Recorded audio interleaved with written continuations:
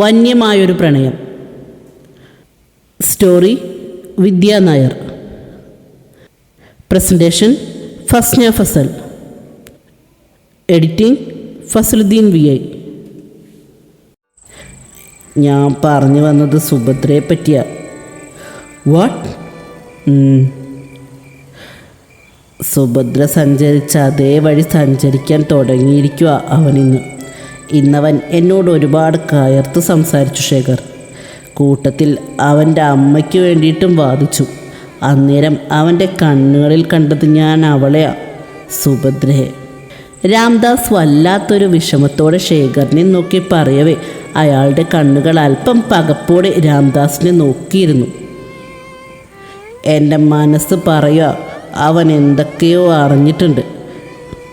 രാംദാസ് ശേഖറിനെ നോക്കി പറയവേ അയാൾ അല്പനേരം ചിന്തയിലാണ്ടു. ശേഖർ, അവൻ എന്നിൽ നിന്നും അകലോ? എനിക്കെന്തോ വല്ലാത്ത ഭയം തോന്നുക. ഏയ്, എന്താണോ ഇത്? അവൻ അന്നേരത്തെ ദേഷ്യത്തിൻ്റെ പുറത്ത് വല്ലതും പറഞ്ഞതാവും. നീ അതൊക്കെ വിട്. രാംദാസിൻ്റെ നിറഞ്ഞ കണ്ണുകൾ കണ്ടതും ശേഖർ അയാളെ ചേർത്ത് പിടിച്ച് ആശ്വസിപ്പിക്കാൻ ശ്രമിച്ചു. ഇതേസമയം കയ്യിലെ വെളുത്ത പൊടി വായിലേക്ക് വച്ച് രുചിച്ചു നോക്കിക്കൊണ്ട് അവനൊരു ഉന്മാദിയെപ്പോലെ റൂമിലേക്കുള്ള അവളുടെ വരവും കാത്തു കിടന്നു. മേഡം. കർണപടങ്ങളിലൂടെ തലച്ചോറിലേക്ക് ഇരച്ചെത്തിയ ആരുടെയോ സ്വരത്തിൽ അവൾ തെല്ലൊരാലസ്യത്തോടെ തൻ്റെ മാൻമിഴികൾ ചിമ്മിത്തുറന്നു. എന്തൊരുറക്കോ മേഡം ഇത്? ദേ നേരം സന്ധ്യയോടടുത്തു. തൻ്റെ അരികിലിരുന്ന ഒരമ്മയുടെ കരുതലോടെ കാര്യങ്ങൾ വിവരിക്കുന്ന സ്ത്രീയെ വൃന്ദ സസൂക്ഷ്മം വീക്ഷിച്ചു. ആരാ? ഞാനിപ്പോൾ എവിടെയാ? നിങ്ങളൊക്കെ ആരാ? മുന്നിലിരുന്ന സ്ത്രീയെ തന്നിൽ നിന്നും അല്പം അകന്നു മാറി ചെറു പുഞ്ചിരിയോടെ തന്നെ ഇമവെട്ടാതെ നോക്കി നിന്നിരുന്ന മറ്റു രണ്ട് സ്ത്രീകളെ മാറി മാറി നോക്കിക്കൊണ്ട് വൃന്ദ അരികിലിരുന്നിരുന്ന സ്ത്രീയോടായി ചോദിക്കുമ്പോൾ അവളിൽ അതുവരെ തോന്നാത്തൊരൊറ്റപ്പെടലും വേദനയും വന്ന് നിറയുന്നുണ്ടായിരുന്നു. എടുത്തു പറയുകയാണെങ്കിൽ ആൾക്കൂട്ടത്തിൽ ഒറ്റപ്പെട്ടു പോയൊരു കൊച്ചു കുഞ്ഞിൻ്റെ മാനസികാവസ്ഥയായിരുന്നു അവളിലപ്പോൾ ഉണ്ടായിരുന്നത്. അയ്യോ, പേടിക്കണ്ട മേഡം, ഞങ്ങളൊക്കെ ഇവിടുത്തെ സെർവൻസാണ്. ഇനി മുതൽ മേഡത്തിൻ്റെ എല്ലാ കാര്യങ്ങളും ഞങ്ങളാണ് നോക്കുന്നത്. മേഡം ഞങ്ങൾ ആദ്യമായിട്ടല്ലേ കാണുന്നത്. ഞാൻ ആര്യ, ഇത് തങ്കം, അത് ലത. ഞങ്ങൾക്ക് താഴെയായിരുന്നു ഇന്ന് ഉച്ചവരെ ഡ്യൂട്ടി. ഇപ്പോഴാണ് അതിലൊരു മാറ്റം വന്നത്. ഇപ്പം മുതൽ ഞങ്ങൾക്ക് ഇവിടെയാണ് ഡ്യൂട്ടി. ഞങ്ങളിവിടേക്ക് വരുമ്പോൾ മേഡം നല്ല ഉറക്കമായിരുന്നു, അതാ വിളിക്കാഞ്ഞ്. മുന്നിലിരുന്ന ആര്യ സ്വയം പരിചയപ്പെടുത്തുകയും കൂടെയുള്ളവരെ കൂടി പരിചയപ്പെടുത്തുകയും വൃന്ദയോട് സൗഹൃദം സ്ഥാപിക്കാൻ ശ്രമിക്കുമ്പോൾ അവളുടെ കണ്ണുകൾ തെല്ലൊരു പകപ്പോടെ ആ റൂമിലാകെ മറ്റൊരുവനായി ഓടി നടന്നു. വിചാരിച്ച ആളെ അവിടെ എങ്ങും കാണാതെ വന്നതും അവളുടെ ചുണ്ടുകൾ വിതുമ്പി തുടങ്ങി. ഒരു നഴ്സറി കുട്ടിയെപ്പോലെ അവളുടെ ഉള്ളം അവനെ കാണാനായി നന്നായി വാശി കാട്ടി തുടങ്ങി. അവളിലെ ഹൃദയവേദനയും ഒറ്റപ്പെടലും അവളുടെ മിഴികളിൽ കണ്ണീരായി പരിണമിച്ചു. അധികം വൈകാതെ അവ വലിയൊരു പേമാരിയായി അവളുടെ കവിളുകളെ നനയിച്ചുകൊണ്ട് പെയ്തിറങ്ങി. ഇതേസമയം അവളിൽ ഉണ്ടാകുന്ന ചെറിയ ചെറിയ മാറ്റങ്ങൾ പോലും അവനിൽ ചെറിയൊരു പുഞ്ചിരി ഉണർത്തി. ഈ വേദന താൽക്കാലികം മാത്രമാണ് വൃന്ദ. ഇനി വരാൻ പോകുന്ന സുഖങ്ങളിലേക്കുള്ള ചവിട്ടുപടി മാത്രമാണ് ഈ വേദന. ഇനി വരുവാൻ പോകുന്നത് നിന്റെ സന്തോഷത്തിൻ്റെ നാളുകളാണ്. അന്ന് നീ ഉള്ളം തുറന്ന് സന്തോഷിക്കും. ഇതതിനു മുന്നേയുള്ള ഈ ചെറിയൊരു വിരഹം മാത്രമാണ് വൃന്ദ. ഈ രാഘവേന്ദ്രൻ്റെ ചെറിയൊരു മധുരപ്രതികാരം. നീ എന്നെ പലപ്പോഴായിട്ട് അവോയ്ഡ് ചെയ്തതിനുള്ള ചെറിയൊരു ശിക്ഷ മാത്രം. രാഘവ് സ്ക്രീനിൽ കൂടി തെളിഞ്ഞു കാണുന്ന വൃന്ദയുടെ മുഖത്തൂടെ തൻ്റെ വിരലുകൾ പ്രണയത്തോടെ ചലിപ്പിച്ചുകൊണ്ട് ഒരു പുഞ്ചിരിയോടെ പറയവേ മറ്റൊരിടത്ത് ആ പാവം പെണ്ണ് അവൻ്റെ അഭാവത്തിൽ അവൻ പകർന്നു നൽകിയ വിരഹവേദനയും ഒറ്റപ്പെടലും താങ്ങാനാവാതെ ആർത്തലച്ച് കരയുകയായിരുന്നു. അയ്യോ മേഡം, എന്തിനാ കരയുന്നത്? മേഡത്തിന് വയ്യായിക വല്ലതും ഉണ്ടോ? തനിക്ക് അരികിലിരുന്ന് കണ്ണീർ വാർക്കുന്നവളെ കണ്ട് ആര്യ ആകെ സ്തംഭിച്ചു പോയി. ആര്യയുടെ അതേ അവസ്ഥയിൽ തന്നെയായിരുന്നു മറ്റു രണ്ടു പേരും. മേഡം, ഞാൻ അവിവേകമായിട്ട് വല്ലതും പറഞ്ഞു. സോറി, ഞാൻ പെട്ടെന്ന്. ആര്യ ആ റൂമിലാകമാനം കണ്ണോടിച്ചുകൊണ്ട് വൃന്ദയെ നോക്കി ചോദിക്കവേ അവരുടെ മൂന്നാളുകളുടെയും കണ്ണുകളിൽ നന്നായി തന്നെ ഭയം നിറഞ്ഞു നിൽപ്പുണ്ടായിരുന്നു. എനിക്ക് അദ്ദേഹത്തെ കാണണം. ഇല്ലെങ്കിൽ നീലിമയെ കാട്ടിത്തന്നാലും മതി.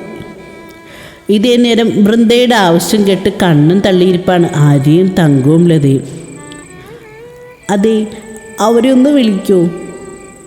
മൂന്നാളുടെയും തറഞ്ഞുള്ള ഇരിപ്പ് കണ്ട് വൃന്ദ ആര്യയെ തട്ടി വിളിച്ചുകൊണ്ട് ചോദിക്കവേ അവർ മൂന്നാളും വൃന്ദയെ ഒരു അന്യഗ്രഹ ജീവിയെ കാണുന്ന കണക്ക് നോക്കിപ്പോയി. അതെ, എന്താ ഒന്നും പറയാത്തെ? അവരൊന്ന് വിളിക്കോ? അവളിൽ വീണ്ടും ദയനീയത നിറഞ്ഞു. എൻ്റെ ദേവി, ഈ ഒരു ചെറിയ കാര്യത്തിനാണോ ഇങ്ങനെ കരഞ്ഞ് ബഹളം കൂട്ടിയേ? ആര്യ സ്വയം ഒന്ന് നിശ്വസിച്ചുകൊണ്ട് ചോദിക്കവേ വൃന്ദയുടെ തല കുറ്റം ചെയ്ത കുട്ടിയെപ്പോലെ താണുപോയി. വിഷമിക്കണ്ട, ഞങ്ങൾക്ക് മനസ്സിലാവും മേഡത്തിൻ്റെ മാനസികാവസ്ഥ. ഇവിടേക്ക് വന്ന ദിവസം മുതൽ ഈ റൂമിൽ തന്നെ അടച്ചിരിപ്പല്ലേ. ആകെ ഇവിടേക്ക് വന്നിരുന്നത് നീലിമയും സാറും അല്ലേ. അപ്പോൾ പിന്നെ മറ്റാരറിയാനാ? പോട്ടെ, സാരമില്ല, ഇനിയിപ്പോൾ ഞങ്ങളൊക്കെ ഉണ്ടല്ലോ. ആര്യ വൃന്ദയെ തന്നിലേക്ക് ചേർത്ത് പിടിച്ചുകൊണ്ട് അവളുടെ ഭാഗത്തെ ന്യായങ്ങൾ ഓരോന്നും അക്കമിട്ട് നിരത്തി പറയുമ്പോൾ വൃന്ദ വിടർന്ന കണ്ണാലെ അവരെ തന്നെ ഉറ്റു നോക്കിയിരുന്നു. എന്താ ഇങ്ങനെ നോക്കുന്നേ? വൃന്ദയുടെ നോട്ടം കണ്ടിലേത ഒരു പുഞ്ചിരിയോടെ അവളുടെ താടിയിൽ തട്ടി ചോദിക്കവേ വൃന്ദയിലും അന്നേരം ഒരു കുഞ്ഞു പുഞ്ചിരി മൊട്ടിട്ടു. മേഡം പേടിക്കണ്ട, ഞങ്ങളാരും മേഡത്തിൻ്റെ ശത്രുക്കളൊന്നും അല്ല കേട്ടോ. പിന്നെ ഈ വീട്ടിലെ ഏറ്റവും സുരക്ഷിതമായ സ്ഥലത്താണ് മേഡം ഇപ്പോൾ ഇരിക്കുന്നത്. തങ്കം വൃന്ദയെ നോക്കി ഒരു നറു പുഞ്ചിരി വിടർത്തിക്കൊണ്ട് പറയവേ വൃന്ദയുടെ മിഴികളൊന്ന് ചുരുങ്ങി. തങ്കം പറഞ്ഞത് സത്യ. ഈ റൂമിന് പുറത്തുള്ളവരൊക്കെ അത്ര നികൃഷ്ട ജീവികളാണ് മേഡം. അവരെ നമുക്ക് മനുഷ്യരായി പോലും കാണാനൊക്കില്ല. കാലങ്ങൾക്ക് മുന്നേ മേഡത്തിനെ പോലെ ഒരുപോലെ ഇവിടെ ഉണ്ടായിരുന്നു. പക്ഷേ ഇവരെല്ലാം ചേർന്നവരെ ആര്യ. ഏർപ്പാടിലൂടെ അതൊരലർച്ചയായിരുന്നു. Sorry sir. ആര്യ ഒരു തരം വിറവലോടെ തൻ്റെ ചെവിയിൽ വിരലുകൾ അമർത്തി പറയുമ്പോൾ വൃന്ദയുടെ നോട്ടവും അവരിലേക്കെത്തി. അവൾ ആര്യയുടെ ചെവിയിൽ ഘടിപ്പിച്ചിരിക്കുന്ന ഒരു കറുത്ത ചെറിയ യന്ത്രം കണ്ട് മുഖം ചുളിച്ചുകൊണ്ട് അല്പം ശ്രദ്ധിച്ചിരുന്ന ശേഷം അവൾക്കരികിൽ ഇരുന്നിരുന്ന മറ്റു 2 പേരെയും അല്പം സംശയത്തോടെ മാറി മാറി നോക്കിപ്പോയി. അവരുടെയും ചെവിയിലും ആര്യയുടെ ചെവിയിലെ അതേ സാധനം ഘടിപ്പിച്ചിട്ടുണ്ടെന്ന് കണ്ടതും അവളിൽ തെല്ലൊരു പകപ്പ് നിറഞ്ഞു. ഒപ്പം ഇവരെല്ലാം താൻ തേടിയവൻ്റെ ആജ്ഞാനുവർത്തികളാണെന്ന് അറിഞ്ഞത് അവൾക്കുള്ളിൽ തെല്ലൊരു ആശ്വാസം നിറച്ചു. ഒപ്പം വല്ലാത്തൊരു ഭയവും. ഇതേ സമയം അവൻ വളരെ ക്രോധിതനായി സ്ക്രീനിൽ തെളിഞ്ഞു നിന്നിരുന്ന ആര്യയുടെ ചിത്രത്തിലേക്ക് നോക്കിയിരുന്നു. നീ ഇന്ന് ചെയ്യാൻ പോയത് ഏറ്റവും വലിയൊരു തെറ്റാണ് ആര്യ. ഇനി ഇത് ആവർത്തിച്ച പിന്നെ നീ ജീവനോടെ ഉണ്ടാവില്ല. Sorry sir. അവൻ്റെ വാക്കുകൾ കർണപടത്തിൽ വന്ന് പതിക്കവേ ആര്യയിൽ ഒരു വിറയൽ പ്രകടമായി. അന്നേരം ആര്യയെ തന്നിലേക്ക് ചേർത്ത് പിടിച്ച ആശ്വാസം പകർന്നത് വൃന്ദയായിരുന്നു. അവൾക്കറിവുണ്ടായിരുന്നു അവൻ എന്താണെന്ന്. കണ്ട സമയം മുതൽ അവൾ അവനെ അറിയുന്നതാണല്ലോ, അവൻ്റെ ക്യാരക്ടർ എന്താണെന്നും. ഇതിനിടയ്ക്ക് വെച്ച് തന്നെ അവൾ അവനെ അടിമുടി മനസ്സിലാക്കിയിട്ടുണ്ടായിരുന്നു. ഇപ്പോൾ അവൾ അവൻ്റെ രീതികളുമായി കുറേയൊക്കെ മനസ്സാൽ പൊരുത്തപ്പെടാൻ തയ്യാറാവുകയാണ്. അതിൻ്റെ ഭാഗമായാണ് ഈ ചേർത്ത് പിടിക്കൽ. എന്തിനാണ് നിങ്ങൾക്ക് ഇങ്ങനെ സങ്കടപ്പെടുന്നേ? ഇതൊന്നും നിങ്ങളത്ര കാര്യമാക്കേണ്ടെന്നേ. അദ്ദേഹത്തോട് പോവാൻ പറ. അദ്ദേഹം അങ്ങനെയാണ് മാങ്ങാരെ, ഒരു കഥയില്ലാത്ത മനുഷ്യനാണ്. നിങ്ങൾ അദ്ദേഹം പറഞ്ഞൊന്നും അത്ര കാര്യമാക്കി എടുക്കണ്ട. അദ്ദേഹത്തിന് ആരോട് എങ്ങനെ എപ്പോൾ എന്താ പറയേണ്ടതെന്നൊന്നും അറിയില്ല. അതിൻ്റെ കുഴപ്പമായി കാണുന്നൊക്കെ. പോട്ടെ, കരയാതെ. ആര്യയെ ചേർത്ത് പിടിച്ചുകൊണ്ട് വൃന്ദ പറഞ്ഞ ഓരോ വാക്കുകളും കേട്ട് ആര്യയുടെ അടക്കം 3ൻ്റെയും കിളി പോയി എന്ന് വേണേൽ പറയാം. എന്താ മൂന്നാളും എന്നിങ്ങനെ മിഴിച്ചു നോക്കുന്നത്? അത് മേഡം, ദേ എന്നെ ഇനി മേഡമൊന്നും ഇടവോന്നൊന്നും വിളിക്കരുത് കേട്ടോ. ഞാൻ നിങ്ങളെക്കാട്ടി ഇളയതല്ലേ. അപ്പോൾ പിന്നെ എന്നെ ഇങ്ങനെയൊക്കെ വിളിക്കാൻ പാടുണ്ടോ? അയ്യോ സോറി അല്ല മോളെ. ആര്യ വൃന്ദയിൽ നിന്നും അകന്നു മാറി ഇരുന്നുകൊണ്ട് എന്തോ പറയാനായി തുടങ്ങിയതും അവരുടെ വാക്കുകളെ തടഞ്ഞുകൊണ്ട് വൃന്ദയുടെ മറുപടി എത്തി. അന്നേരം അവളുടെ വാക്കുകളെ അംഗീകരിക്കുകയല്ലാതെ അവർക്ക് മുന്നിൽ മറ്റു മാർഗങ്ങളൊന്നും ഉണ്ടായിരുന്നില്ല. അല്ല, അവളുടെ വാക്കുകൾക്ക് മൂല്യം നൽകണമെന്നാണ് ഒരുവൻ്റെ ഓർഡർ. അതവർ നന്നായി പാലിച്ചു എന്ന് വേണമെങ്കിൽ പറയാം. ദേ മാമി, ഇതൊക്കെ മാറ്റി വെച്ചിട്ട് വന്നേ. നമുക്ക് വല്ലതും മിണ്ടിയും പറഞ്ഞൊക്കെ ഇരിക്കാം. ഇതൊക്കെ വച്ചിരുന്നാലല്ലേ അദ്ദേഹത്തിന് മാമിമാരെ വഴക്കു പറയാനും ഇവിടെയുള്ളതൊക്കെ കേൾക്കാനും കഴിയൂ. വൃന്ദ അത് പറഞ്ഞുകൊണ്ട് മൂന്നാളുടെയും ചെവിയിലെ ഏർപ്പാട് ഒരു ബെഡിലേക്ക് വച്ചു. അയ്യോ മോളെ, അത് പിന്നെ... ആര്യ പേടിയോടെ വൃന്ദയുടെ പ്രവൃത്തിയെ തടയാനായി ശ്രമിച്ചതും ലതയുടെ കൈകൾ ആര്യയുടെ തുടയിൽ മുറുകി. ആര്യ ഞെട്ടലോടെ ലതയെ മുഖമുയർത്തി നോക്കാനും ലത കണ്ണുകൾ കൊണ്ട് അരുതുന്ന ആര്യയെ വിലക്കി. എൻ്റെ മാമിമാരെ, നിങ്ങളിങ്ങനെ പേടിക്കാൻ തുടങ്ങിയ കഷ്ടം കേട്ടോ. ദേ എന്നെ കണ്ടുപിടിക്കും മൂന്നാളും. ഞാൻ അദ്ദേഹത്തിൻ്റെ ഒപ്പമല്ലേ നിൽക്കുന്നത്. എന്നിട്ട് എനിക്ക് വല്ലതും സംഭവിച്ചോ? ചോദിച്ചത് കേട്ടില്ലേ? സംഭവിച്ചോ? ഇല്ല. അല്ലേടി? ഇല്ല ഇല്ല, മോള് പറഞ്ഞു. തങ്കം തൻ്റെ ഉള്ളിൽ ഉറഞ്ഞുകൂടിയ ഭയത്തെ ഒരു പുഞ്ചിരിയുടെ ആവരണത്തോടെ വൃന്ദയിൽ നിന്നും മറച്ചു പിടിച്ചുകൊണ്ട് കൂടെയുള്ള തൻ്റെ സഹപ്രവർത്തകരെ നോക്കി ചോദിക്കുമ്പോഴും അതിനുശേഷം വൃന്ദയെ നോക്കിയൊന്ന് പുഞ്ചിരിക്കാൻ ശ്രമിച്ചുകൊണ്ട് അവളെ സപ്പോർട്ട് ചെയ്ത് സംസാരിച്ചു.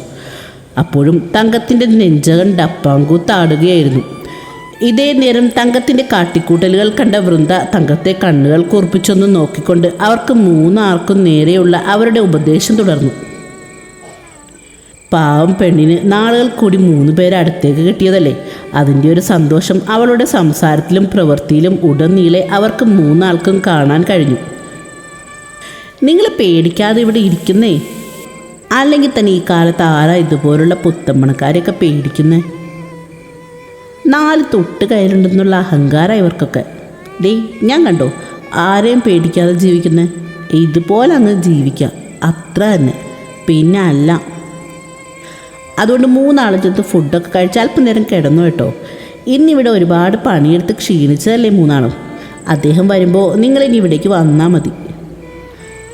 ഞാൻ അപ്പോഴേക്കും ഒന്ന് മേലൊക്കെ കഴുകിയിട്ടും വരാം. വൃന്ദ 3 ആളെയും കണക്കിന് ഉപദേശിച്ചുകൊണ്ട് അവരെ വിശ്രമിക്കാനായി പറഞ്ഞു വിട്ടു. ആര്യ ലതയും തങ്കത്തെയും കൂട്ടി മിനി കിച്ചണിലേക്ക് നടന്നു.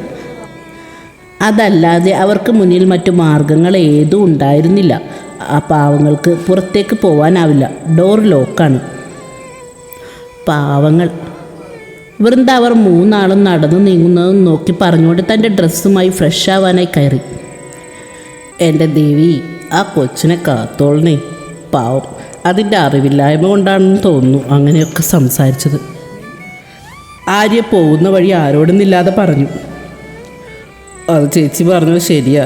ഈ വീട്ടിലെ ഏറ്റവും വലിയ ബീസ്റ്റിൻ്റെ കൂടെയാണ് താൻ കഴിയുന്നതെന്ന് അതിനറിയില്ല എന്നാണ് തോന്നുന്നത്. അല്പനേരം കൂടി കഴിഞ്ഞിരുന്നെങ്കിൽ എൻ്റെ ഹൃദയം പോകുമ്പോൾ അതിരി പൊട്ടിത്തെറിച്ചേന്.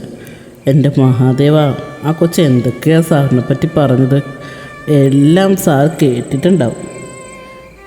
അത് തീർച്ചയാണ്. പാവം, ഇനി അതിൻ്റെ ഗതി എന്താവോ എന്തോ.